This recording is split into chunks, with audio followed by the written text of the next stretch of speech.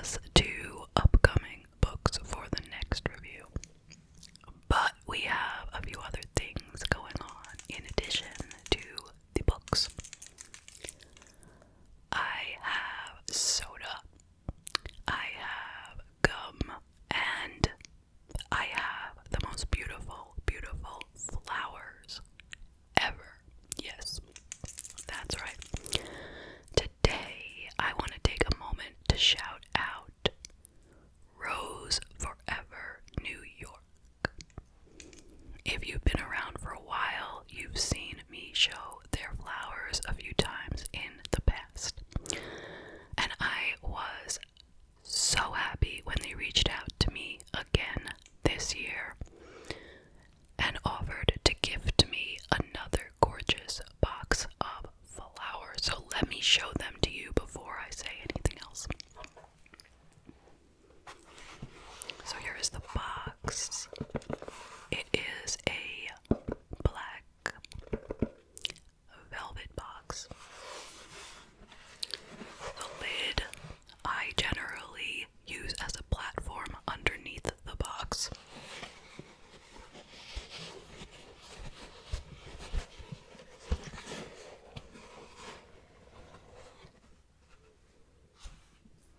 Look how beautiful.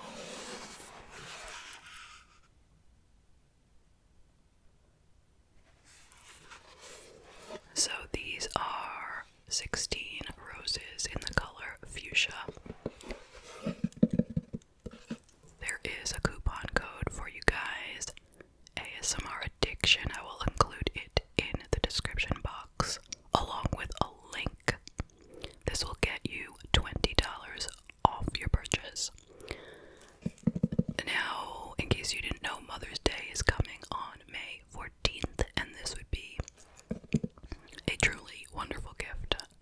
I personally would love to receive this on Mother's Day. I've already received it though, so I'm good. But these roses are 100% real, but they last for an entire year with no maintenance whatsoever. And it is totally true, okay, because I have a couple here from last year that I'm going to show you. But they come in a ton of beautiful varieties. You can get different sizes, smaller boxes, larger boxes, round boxes. Every color that you can imagine, they have it. They have white boxes, pink boxes, marble colored boxes, clear. I highly recommend you go take a look and see for yourself all the gorgeous choices. Now, so as I said, they last a full year. They really seem to last longer in my experience. And like I said, you just put it down and leave it. You don't have to do anything. You do not do anything to it. It is specially preserved to stay beautiful. So this is the box they sent me 1 year ago.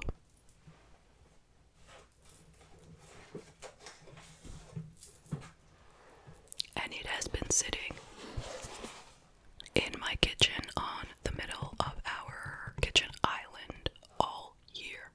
Okay? It still looks amazing. It truly does. I'm not getting rid of it, even though it's been a year. I'm going to put the new one where it was, and I'm going to put it probably in the living room or some other room. And they also sent me this one about 1 month later, round about a month later, I think, for my other channel. So this is what they call a dome. Totally gorgeous. Look at this. Absolutely stunning. Still in immaculate condition. It is just under a year old. So, go check it out. Use the coupon code. And they're also running some special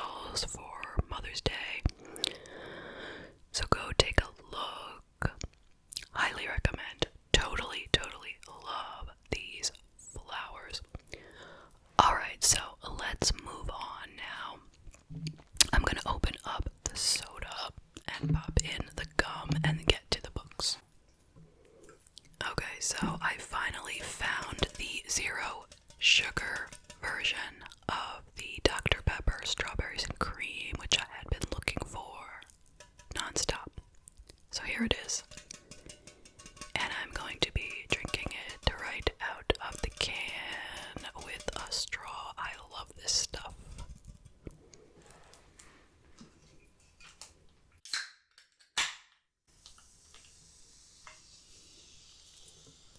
Reusable straw.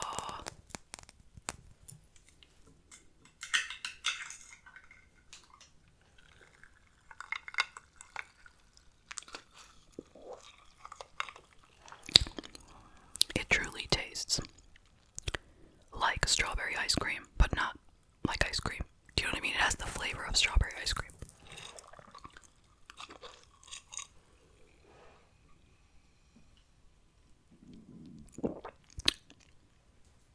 Okay, and I have 2 pieces of bubblegum flavored pure. Don't worry, you can mix this kind of gum with soda. It's not like mint, okay? It's totally fine.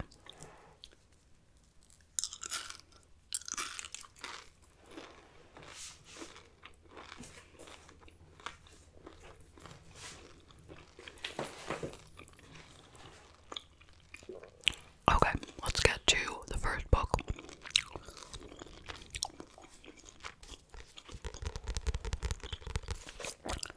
Sherry LaPina, A Stranger in the House, New York Times bestseller.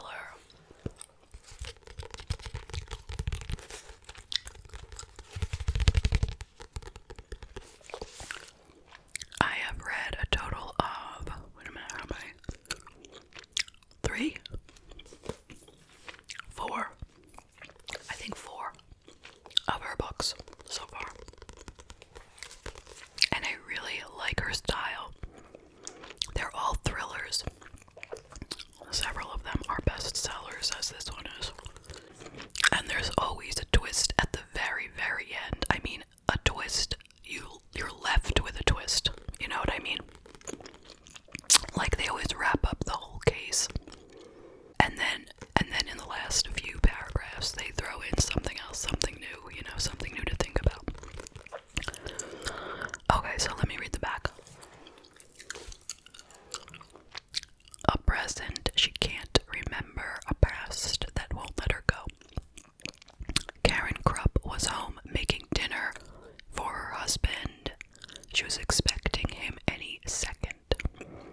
The phone rang. It was the call she hoped she'd never get. She jumped in her car and raced to a neighborhood she thought she'd never visit. She peered into the dark, deserted building and braced herself for the worst. After that, she remembered nothing.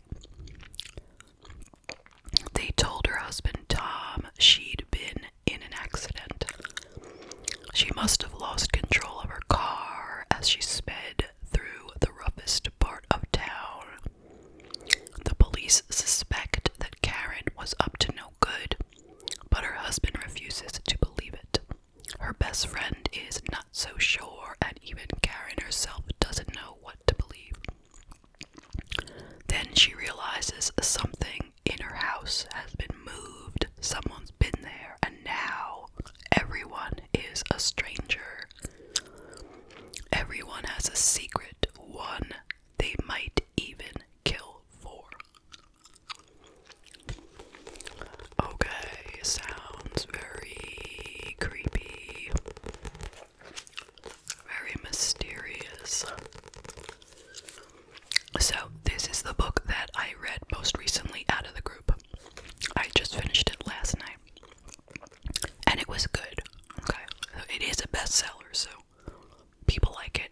It is good. I would not put it on my top 10 list. You know, it's enjoyable. But I wasn't running to read it. I was just trying to get through it so I could do the video. You know, that kind of thing.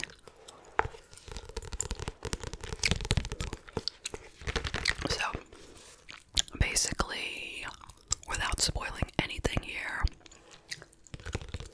this woman, like she said, she is home, she is making husband when she suddenly receives a phone call which causes her to just drop everything, leave her purse at home, leave her cell phone at home, race out of the house, go somewhere. And ultimately, she crashes her car and winds up in the emergency room. She had ran into a pole or something, there wasn't any other person involved in the collision, but regardless, they are charging her with reckless driving anyway. And she doesn't remember what happened. Why was she out? Why didn't she bring her bag, her cell phone? Like, she truly has amnesia. Like, that's legit. She has no idea what's going on. And her husband, he can't understand it either. They had like a really perfect marriage. She seemed like a really, normal person. He can't figure out what could have gone on. Where would she have been going? And it was a really bad neighborhood that she headed into. One that they never would have gone to. And in the beginning of the book, they're telling you how some people come across this dead man in a restaurant, like a closed, empty restaurant, like after hours. And, some kids find him and they like rob him, they rob the dead body. And, but you don't know what this dead body has to do with anything, but obviously it has something to do with something.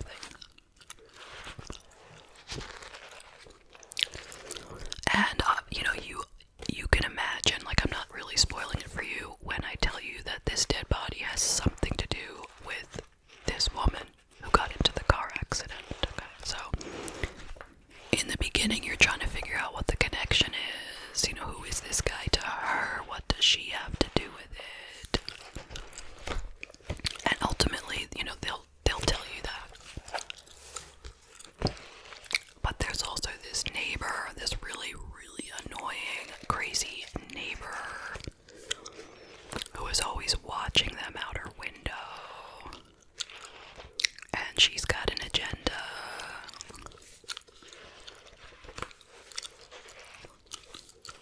So, there's a lot to find out in this book. There is a twist at the end in addition to the extra twist. So what I mean is, when you get near the end, you're going to find out something that you never knew. Something that's going to change your whole thought about the book. And then after that, they throw in another little extra twist that leaves you guessing. That makes you go to the internet and say, what does that mean? But there's really no answer for what it means because that's the end of the book. It means whatever you want it to mean. That's the thing. So, it's not bad. Like, I would recommend it, but I'm not saying you need to go run and get it, okay? Alright, let's move on.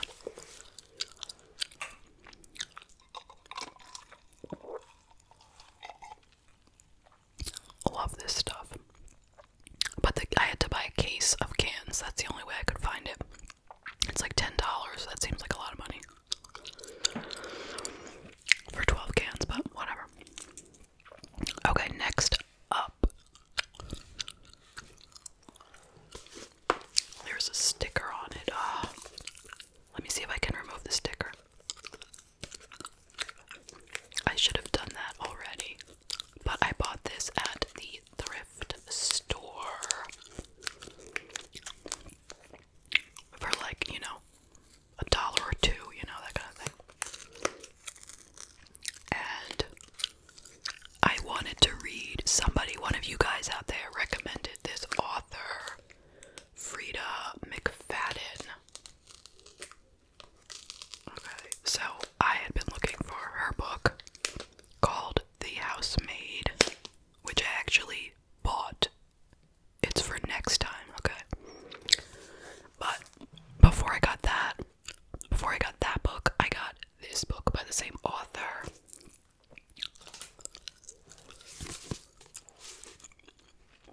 The Surrogate mother.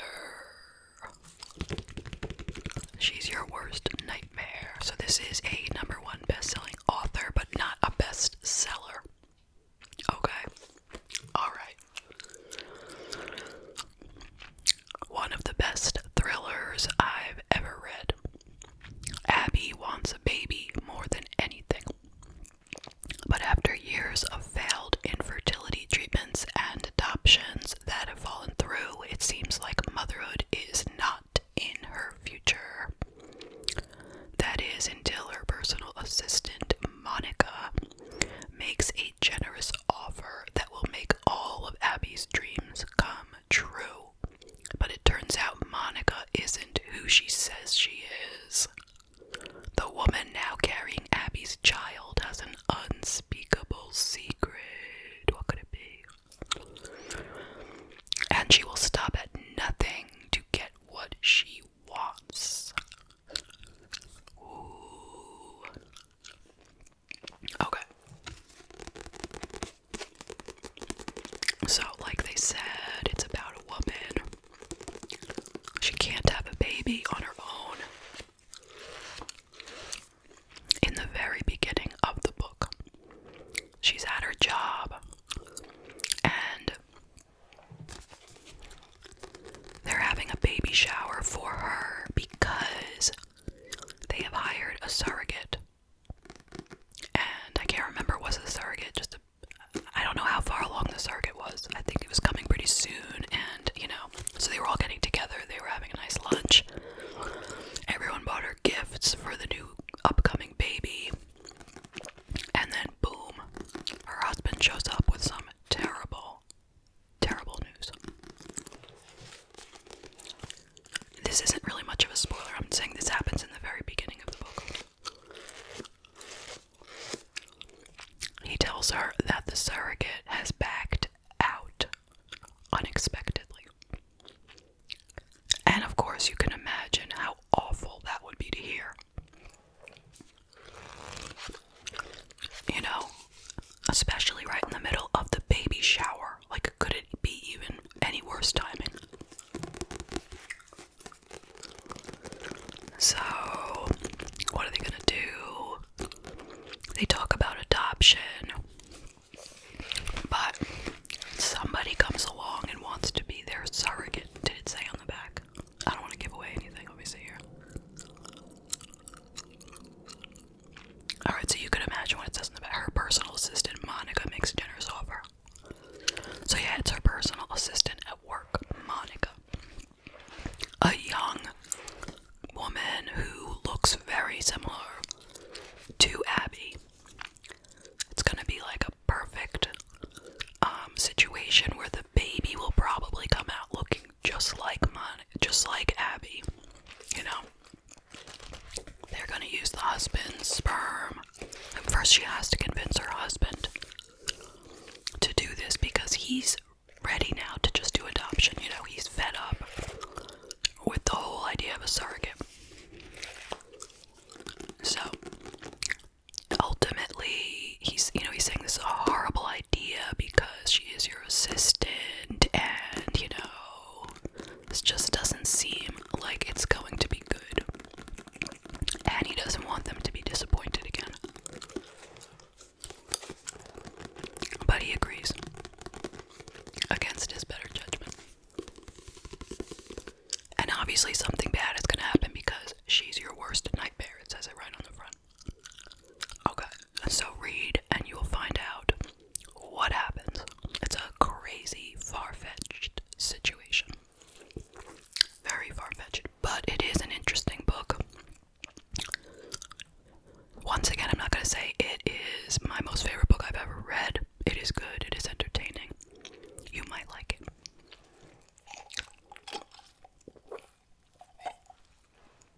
It was a pretty quick read. Okay, next. Hamnet.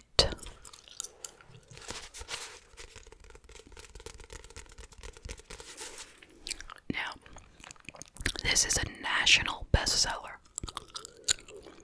It says the New York Times Book Review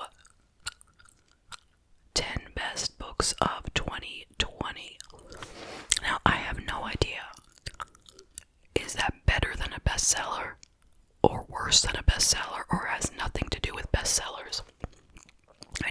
national bestseller.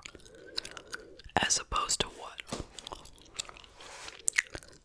I don't know, like one of these books here says New York Times bestseller. That's what I usually expect them to say, but this one says national bestseller. So let me know if you know the distinctions. Okay, so Hamnet, a novel of the plague by Maggie O. Farrell. It's got a big H. And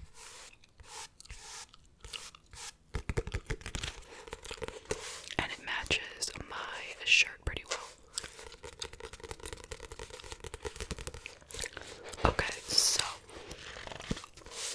I generally enjoy historical fiction very much, and as crazy as this sounds, I love books about the plague. I know, doesn't that sound ridiculous? Like, long before COVID ever happened, I was reading about the plague. And I've read a few books. There aren't that many of them, but I could think of two. I can't name their titles, but I remember reading two of them that were so good. One of them, I think I told you this before, but one of them I had read many years ago. And then when I was going on vacation, I was looking for a book to buy, and I came across it. I didn't realize that I already read it, and I bought it, and I brought it on vacation, and I sat out there on my chair by the pool, reading it, thinking, this seems like I've read this before, but I'm not sure. But yeah, okay, anyway, let me get back to this book. Alright, so that's what attracted me, that it was a novel of the plague. And it's called Hamnet because it's actually based on the story of William Shakespeare's son, whose actual name was Hamnet. And when he wrote Hamlet, he just changed one letter in the name, so it wouldn't be exactly the same. But yeah, this story is supposed to be about Shakespeare's son. Okay, well, doesn't that sound very, very interesting? Well, let me read you the back. Okay. Moving, timeless, ever relevant, from NPR. England, 1580. The Black Death creeps across the land, an ominous threat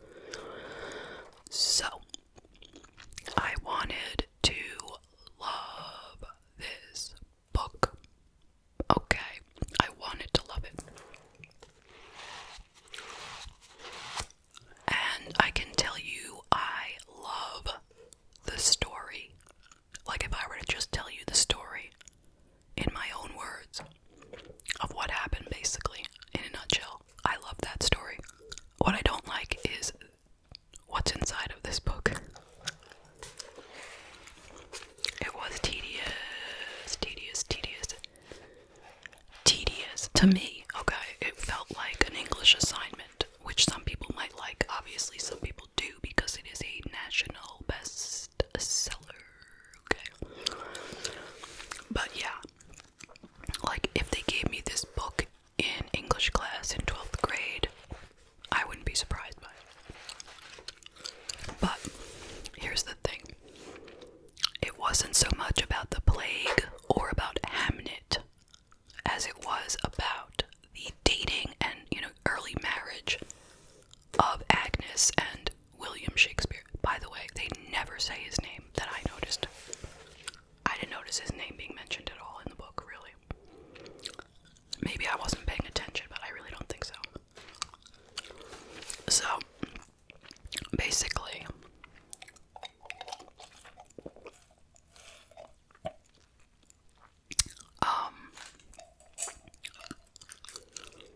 it starts out with this boy, Hamnet. I think he's like 9 years old or something. Doesn't matter. His sister, he is a twin. Okay, he has a twin sister. And I believe they have one other sister. An older one. There could be more children. I can't remember. But, his sister is extremely sick. She is so ill, he doesn't know what to do, and he is alone with her at home. So he is running out to find somebody, his mother, somebody who will help him with his sister. And he's not successful, okay? So after a while, he comes back home, and, she's even sicker, and now he's starting to feel sick, okay?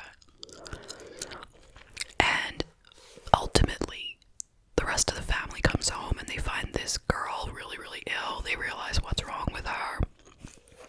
And they put out word to the father, who is in London, because he's always there working on his plays and stuff.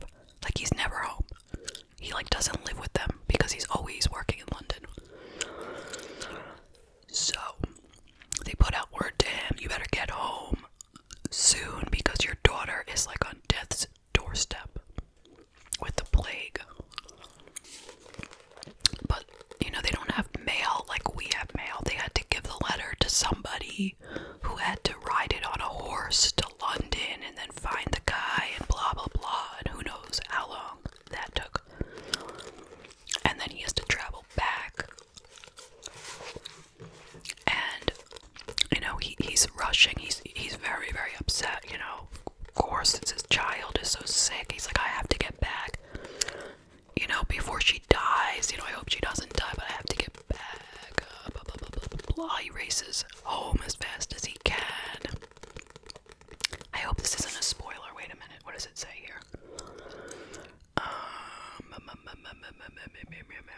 Okay, so they say in this that the son succumbs to the sudden fever. Okay, so you already know that. I'm not spoiling it.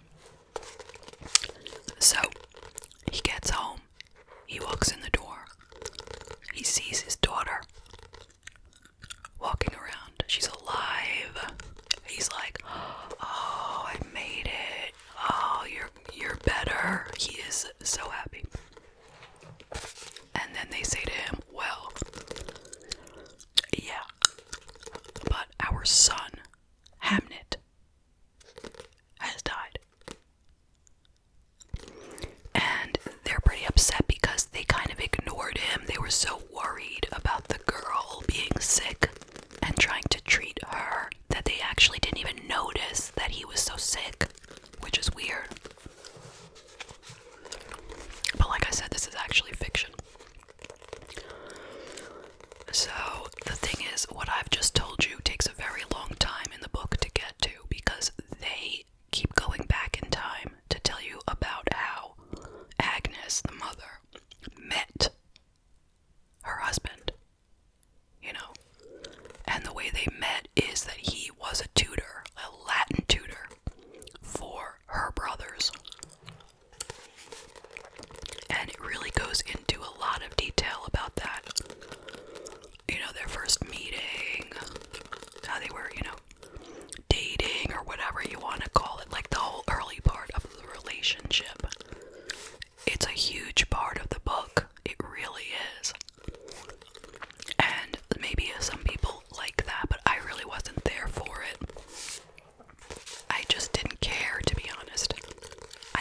about their relationship that was not of interest to me. Okay, and it's literally like almost the entire book seems to be about that. But anyway, after the boy dies, you get to find out like how the relationship between the husband and wife decay even further. And it's pretty much near the end when the wife finds out that he made a show called Hamlet. Called Hamlet. Okay. And I won't tell you any more about that because I don't want to spoil the whole book. Okay. But I mean, I probably wouldn't recommend it unless you like what I just said. If you like the sounds of it, then go for it.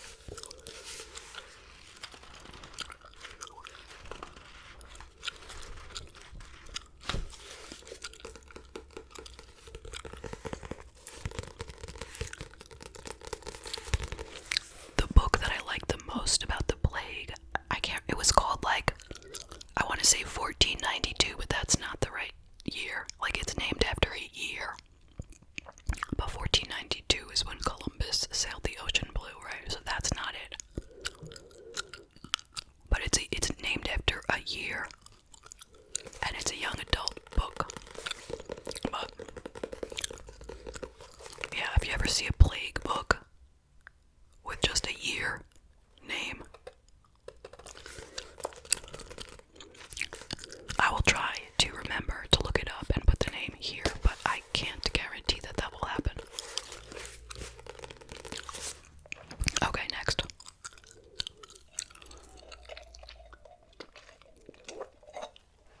Okay. Another Shari LaPena book.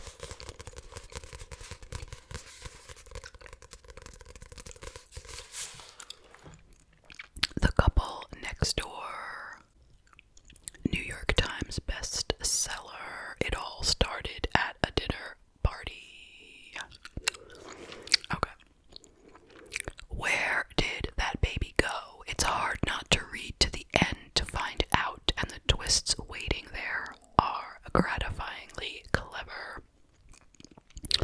Anne and Marco Conti seem to have it all. A loving relationship, a wonderful home, and their beautiful baby Cora. But one night when they're at a dinner party next door, a terrible crime is committed. Suspicion immediately falls on the parents.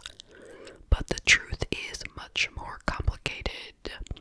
What follows is the nerve-wracking unraveling of a family. Detective Rossbach knows that the panicked couple is hiding something inside the curtained house. Anne and Marco both soon discover that the other is keeping secrets. Secrets they've kept for years. The shocking truth will leave you breathless. Okay. Now, it's the same police officer in this book as the police officer in the Stranger in the House that I talked about in the beginning. It doesn't matter. I don't know why I'm telling you that. Yeah, they use the same police officer in most of these books, I think. Maybe in all of them. Who knows? Anyway. Okay. So, like they said, what happens is this couple goes for dinner at their neighbor's house next door. And they have a baby. Okay. Now it sounds a lot like Madeline McCann. I mean, not that much, but a little bit. So, the thing is, they have a babysitter lined up, but the babysitter suddenly calls, and she can't come. So, they decide that they will leave the baby at home, since it is just next door, and they will keep, the baby monitor, and they will keep going back and whatever, right?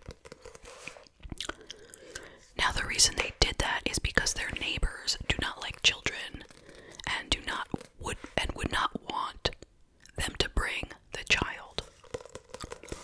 So that's what they do.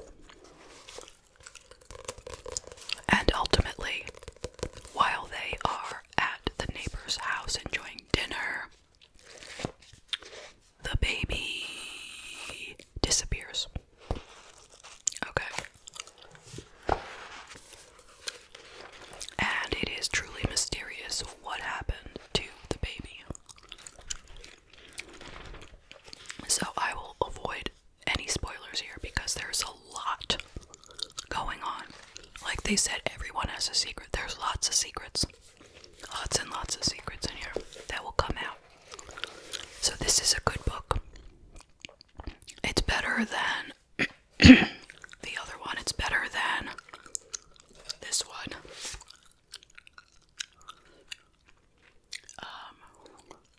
These are both bestsellers, though. Okay. But if I had to pick, I would choose The Couple Next Door. Alright, so I won't tell you any more about that book. Alright, now the last book that I am going to tell you about is this. Nicholas Sparks, Every Breath. Okay, now this is a #1 New York Times best-selling author. Okay. The book is not a bestseller, but the author is not only a best-selling author, he is a #1 best-selling author. Okay, and that is why I got the book. And yes, it is a hardcover.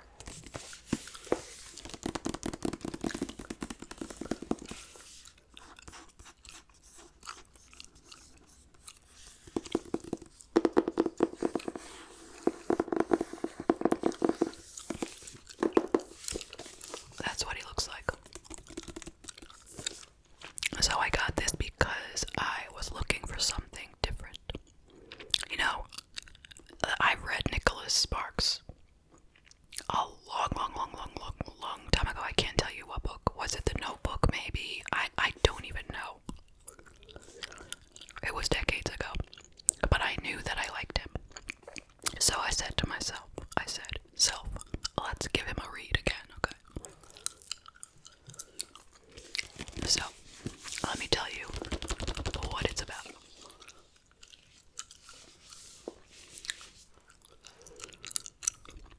Hope Anderson is at a crossroads. At 36, she's been dating her boyfriend, an orthopedic surgeon, for 6 years with no wedding plans in sight. And her father recently diagnosed with ALS.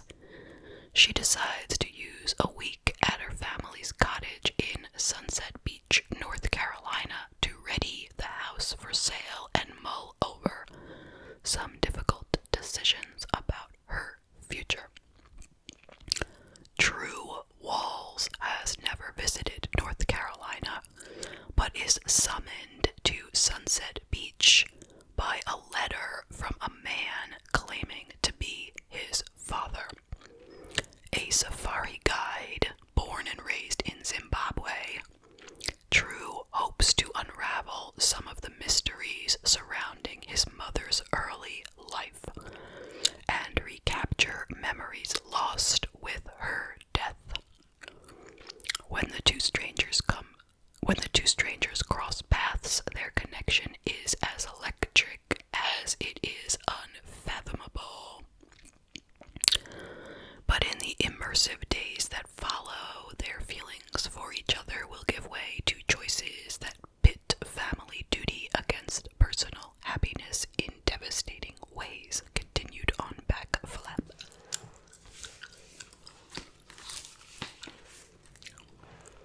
Illuminating life's heartbreaking regrets and enduring hope, Every Breath explores the many facets of love that lay claim to our deepest loyalties while asking the question, how long can a dream survive? Okay, we get it.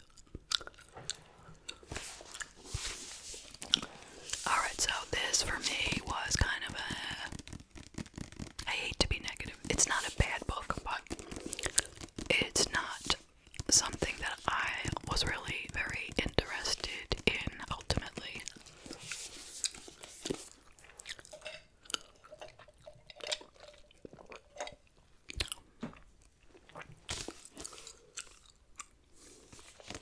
It starts out with this guy, True, T-R-U. And like they said, he's like a safari guide or something. And he has a family, but he's divorced. And he hears from his father that he is dying. The father is dying. And so he wants to go meet the father. I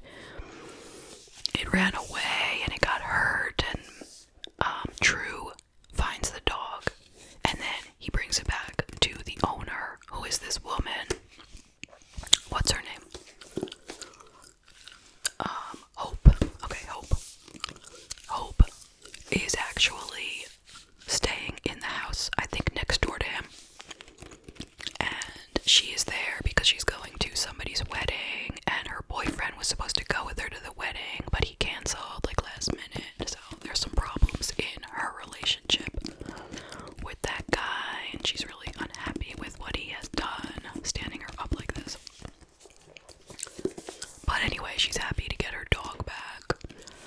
And it's from that point on that they start a little bit of a relationship. And I won't tell you much more than that because I don't want to spoil it. And I don't remember all the details either, so it's a good way for me to just pretend, that I'm not telling you because I don't want to spoil it. But, I guess it's just not my style of book. It's probably really great if you're a love story person or whatever, but for me, I really prefer the thrillers or the historical fiction, something more, I don't know, captivating. So, yeah, there's that. Okay. So that is the end of the 5 books that I have recently read, but we're not done yet.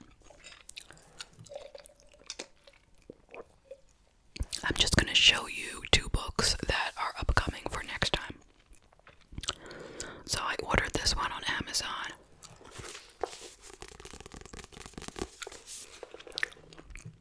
The Housemaid by Frida McFadden.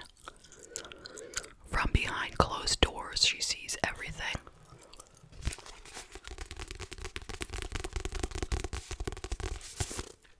So I'm not even going to read you the back because I'm going to read you the back next time. But I'm excited for this book. And, let me just trace this little keyhole. And there is a sequel to this book, which if I like this one, I'm going to read that one too.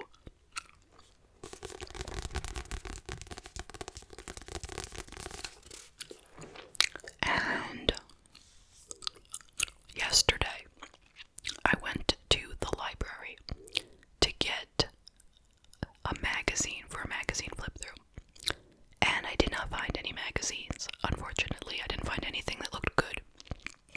But looking me right in the face as I walked into the library was this brand new book, which nearly knocked me right off my feet. What could it be, you say?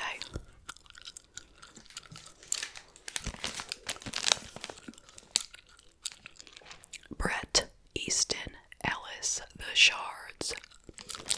Now, I don't know if this is going to be any good. I hadn't heard of it at all, but this author, I read his books in the 80s. I'm not kidding, the 80s, when I was in high school. I read some of his books and I adored them. Okay. Fabulous. Now, he hasn't written a book in a long time. I didn't even think he still wrote. But apparently he writes, or he suddenly wrote another book. It says here, a sensational new novel from the best-selling author of Less Than Zero and American Psycho that tracks a group of privileged Los Angeles high school friends as a serial killer strikes across the city. So,